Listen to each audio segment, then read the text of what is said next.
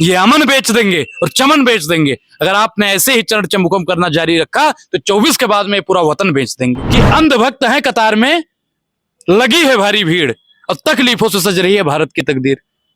तो भारत की तकदीर अंधभक्त ही लगा रहे हैं भाई। देखिए, प्रधानमंत्री नरेंद्र मोदी जी सदन के अंदर तो कई एक्टिंग करते हैं। एक्टिंग एक्टर्स हैं मोदी जी। मोदी जी मुझे लगता है हिंदी फिल्में ज्यादा देखकर सोते हैं। एक्टिंग बहुत बढ़िया करते हैं। इतना तो जॉनी लीवर और कादर खान भी नहीं कर पाता है जितना नरेंद्र मोदी जी कर पाते हैं। जैसे फिल्मों में लोग होता है कि बड़े बड़े जुमले देता है, ठीक प्रधानमंत्री नरेंद्र मोदी 400 पार कैसे आ जाएगा भाई? चुनाव हुआ अभी, चुनाव हुआ कि नहीं? ए भाई, देश की सड़क पे उतर रहे, बिल्कुल 400 पार जाएगा। ईवीएम है भाई, ईवीएम है। 400 क्या 545 पार मोदी जी हो सकते हैं। मोदी जी तो 545 445 पार हो सकते हैं, 545 पार हो सकते हैं, कोई दिक्कत। 543 सीटें हैं। हाँ, 2 सीट वो राष्ट्रपति करता है, वो भी फोन करके कह देंगे हम अपने हिसाब से मैनेज कर लेंगे। चूहा अपने जाल में फंस कर क्यों मरता है? क्योंकि उसे अंदर मुफ्त की रोटियां मिलती है।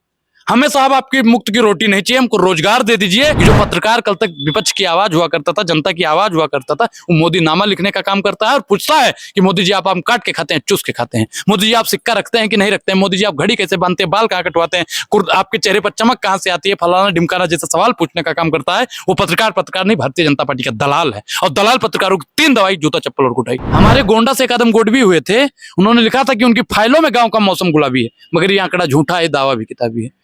काजू भुने प्लेट में, बिक्सी गिलास में, उतरा है रामराज विधायक निवास में। मजबूत से मजबूत लोहा टूट जाता है, कई झूठे इकट्ठा हो तो सच्चा टूट जाता है। अब तो कई झूठा इकट्ठा हो गया भाई। अब देश का कितना कल्याण होगा भगवान राम जानते हैं। नमस्कार दोस्तों, मेरा नाम है मोहम्मद नजर और आप देख रहे हैं पीआरबी। हमारे साथ सोशल मीडिया के जाने माने चेहरे अनुराग ओझा जी मौजूद हैं। हम उनसे आज चर्चा करेंगे लोकसभा चुनाव को लेकर के और राहुल गांधी की जो न्याय यात्रा भारत में चल रही है लगातार, उसका क्या असर पड़ रहा है या क्या असर पड़ेगा 2024 चुनाव में। जहां एक तरफ मोदी जी ने सदन में खड़े होकर ये बात कह दी है कि 400 पार, वहीं विपक्ष इस बात को नकार रहा है कि मोदी जी कहने को तो कुछ भी कहते हैं, लेकिन अमित शाह ने कह दिया कि मोदी जी कह रहे हैं कि 400 पार आ रहा है तो हमको कोई संदेह नहीं है। चर्चा करेंगे अनुराग ओझा जी से। सबसे पहले तो स्वागत है आपका। अनुराग ओझा जी, क्या कहना चाहेंगे? अमित शाह ने भी अब कह दिया कि मोदी जी ने कह दिया 400 पार तो फिर हमको कोई संदेह नहीं है। ए भाई, हमको हंसी आती है। काहे की हंसी भैया? हमको हंसी आती है कि कोई जुमला वाला आदमी कह दे 400 पार तो 400 पार आ जाएगा। वही मोदी जी है ना जो कहते 15 लाख आएगा। कि वो वाले मोदी जी हैं जिन्होंने कहा था 2 करोड़ रोजगार दिया जाएगा। कि वो वाले मोदी हैं जिन्होंने कहा था कि 100 स्मार्ट सिटी बनाई जाएगी। कि वो वाले प्रधानमंत्री हैं जिन्होंने कहा था कि नमामि गंगा साफ किया जाएगा। या वो वाले प्रधानमंत्री हैं जिन्होंने कहा था शिक्षा व्यवस्था बेहतर की जाएगी। या वो वाले प्रधानमंत्री हैं जिन्होंने कहा था महिलाओं को सुरक्षित किया जाएगा। या वो वाले मोदी हैं जिन्होंने कहा था किसानों की आय दुगनी की जाएगी। कौन से प्रधानमंत्री ने कहा है, कौन से मोदी ने कहा है, पहले ये हमको बता दीजिए, नहीं तो हमारा भैया धड़कन बढ़ जाएगा। देश की सदन में खड़े होकर कह दिया, अभी भी आप लोग इधर उधर में फंसे हुए। देखिए, प्रधानमंत्री नरेंद्र मोदी जी सदन के अंदर तो कई एक्टिंग करते हैं। एक्टिंग एक्टर्स हैं मोदी जी। मोदी जी मुझे लगता है हिंदी फिल्में ज्यादा देखकर सोते हैं। एक्टिंग बहुत बढ़िया करते हैं। इतना तो जॉनी लीवर और कादर खान भी नहीं कर पाता है जितना नरेंद्र मोदी जी कर पाते हैं। समझ रहे हैं ना आप? अब मोदी जी को एक्टर बिल्कुल फिल्मों में काम करने वाले हैं। जैसे फिल्मों में लोग होता है कि बड़े बड़े जुमले देता है, ठीक प्रधानमंत्री नरेंद्र मोदी 400 पार कैसे आ जाएगा भाई? चुनाव हुआ अभी, चुनाव हुआ कि नहीं? ए भाई, देश की सड़क पे उतर रहे।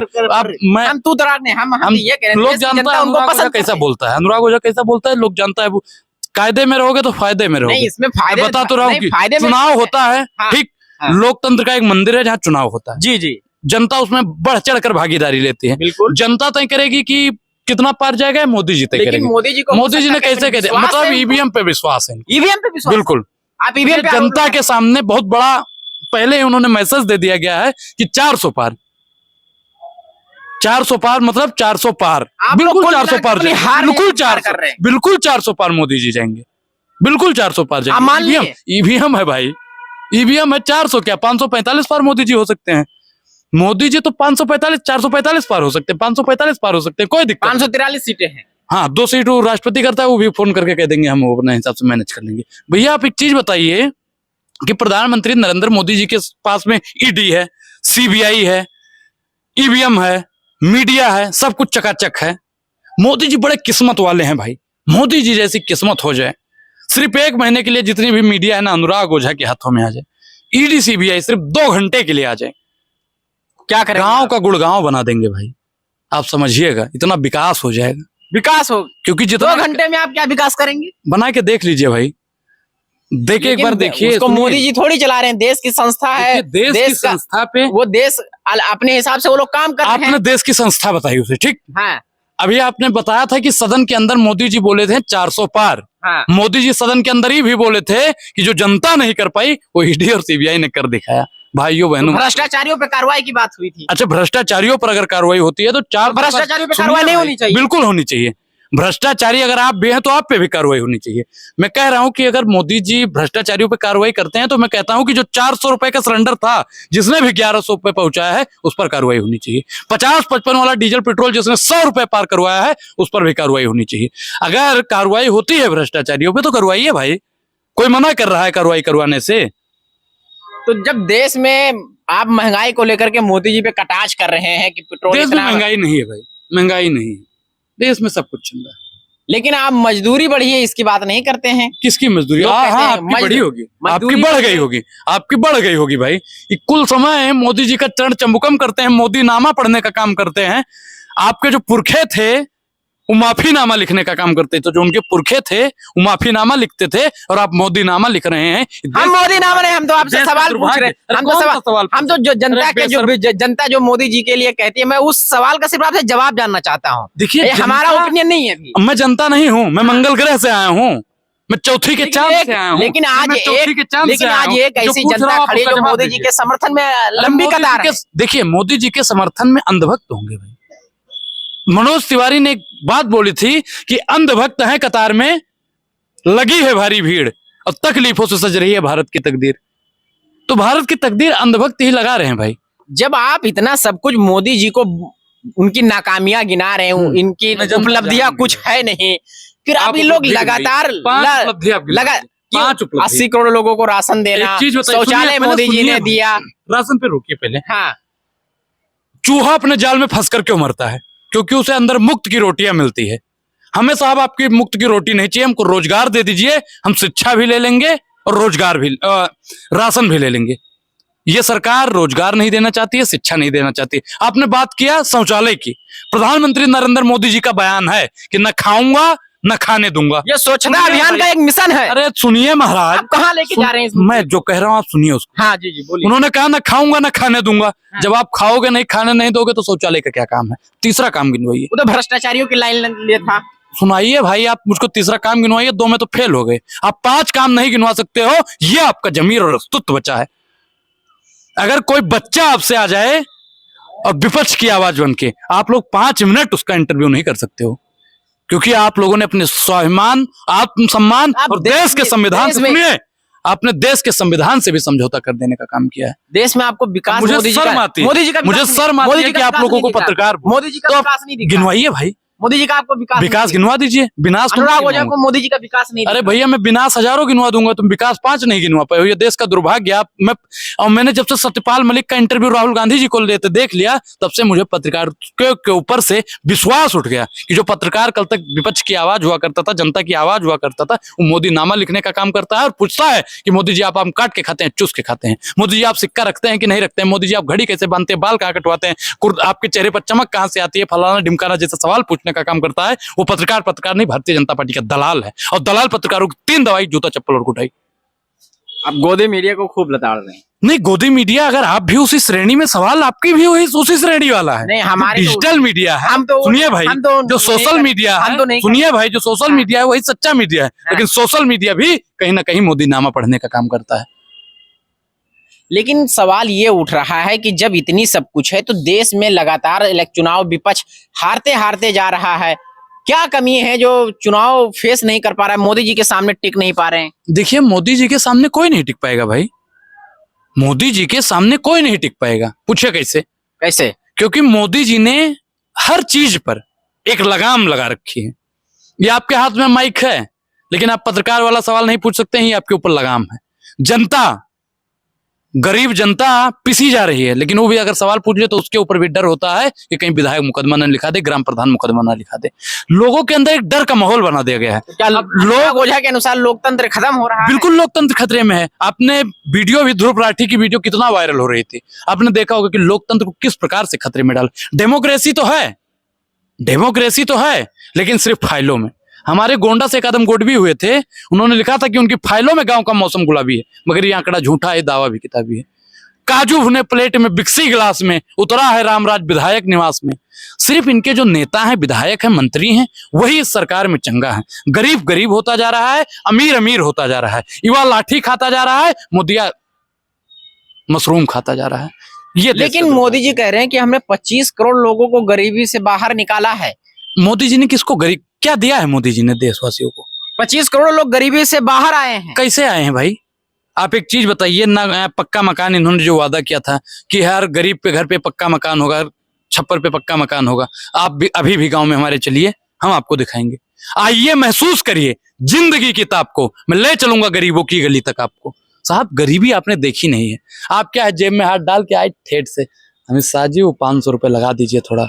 आप लोगों का काम तो ऐसे हो जाता है। नेताजी मीडिया पे बार बार आप सवाल उठा रहे हैं। बिल्कुल, क्योंकि इस देश को बर्बाद करने का काम जितना भारतीय जनता पार्टी ने किया है, उतना आप जैसे पत्रकारों ने भी किया है। इस देश की बर्बादी में आपका और उनका हाथ 50-50% है। साहब ये अमन बेच देंगे और चमन बेच देंगे। अगर आपने ऐसे ही चरण चमुकम करना जारी रखा तो 24 के बाद में पूरा वतन बेच देंगे।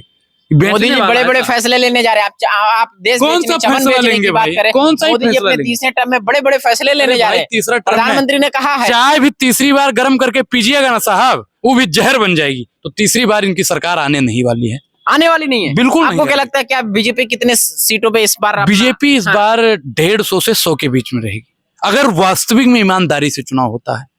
अब अगर भ्रष्टाचार और ईवीएम और फलाना ढिकाना, लेकिन एक सवाल से अनुराग, तो 150, 400, 500 पार हो जाएगा। अनुराग जी एक सवाल बहुत उठता है कि आपके पास, विपक्ष के पास यानी प्रधानमंत्री का चेहरा नहीं है।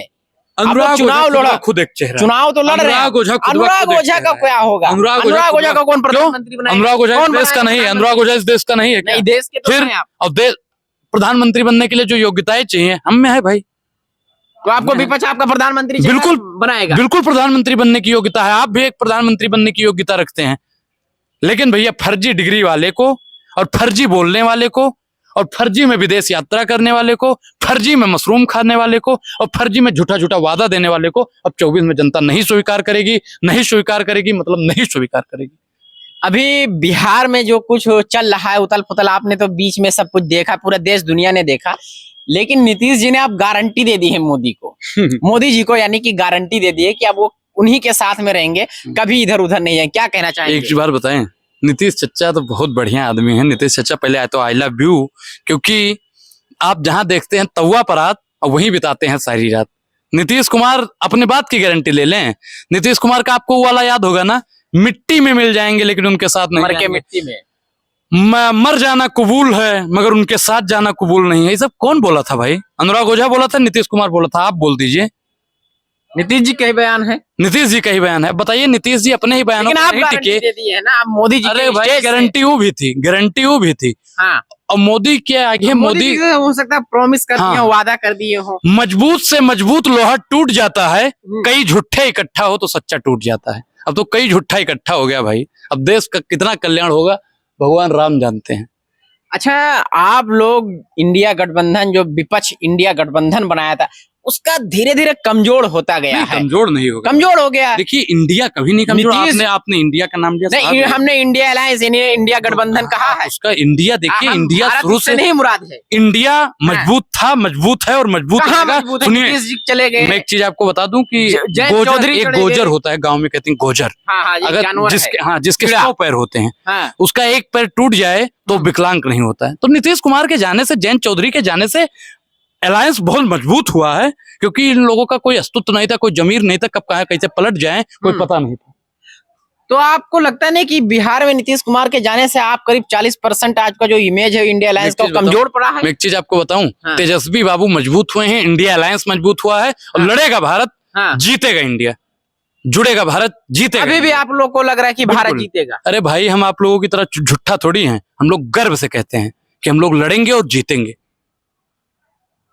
आप लोग अपने हार, इतने हार देखने के बाद भी अपनी देखिए, हार आप लोग मतलब कमियों पे उस पे नहीं मंथन करते कि क्या कमी रहेगी, क्या बात हुआ। चुनाव में हार जीत लगा रहता है। दिनकर साहब ने लिखा है कि वह पथ क्या, पथिक कुशलता क्या, जिस पथ पर बिखरे सूल न हो, नाविक की धैर्य परीक्षा क्या, जब धाराएं प्रतिकूल न हो। सच है विपत्ति जब आती है कायर को दहलाती है, शूरमा नहीं विचलित होते, विघ्नों को गले लगाते हैं, कांटों पर राह बनाते हैं।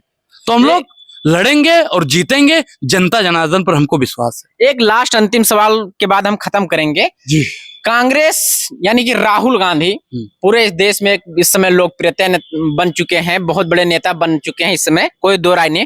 लेकिन एक न्याय यात्रा जो कर रहे हैं और अपने साथ में कुछ गारंटी लेके चल रहे हैं, जैसे एमएसपी की गारंटी, अग्निवीर योजना जैसे योजना को रद्द करने, मैं बताऊंगा, रद्द करने की गारंटी। आप पूरा पढ़ देंगे तो मोदी जी नाराज हो जाएंगे। आप नहीं नाराज मोदी जी क्या, आप हमको गोदी मीडिया समझ रहे हैं क्या? अरे आपके चेहरे की स्माइल ही बता नहीं, चेहरे की स्माइल ने आप गोदी मीडिया। एमएसपी की जाएगी। हाँ। महिला सशक्तिकरण पे भी, महिलाओं पे ज्यादा फोकस दे रहे हैं। हाँ। युवाओं के रोजगार पे फोकस दे रहे हैं, किसानों पर दे रहे हैं। और जो अग्निवीर योजना है, मैं अग्निवीर योजना का पूर्ण विरोध करता हूँ।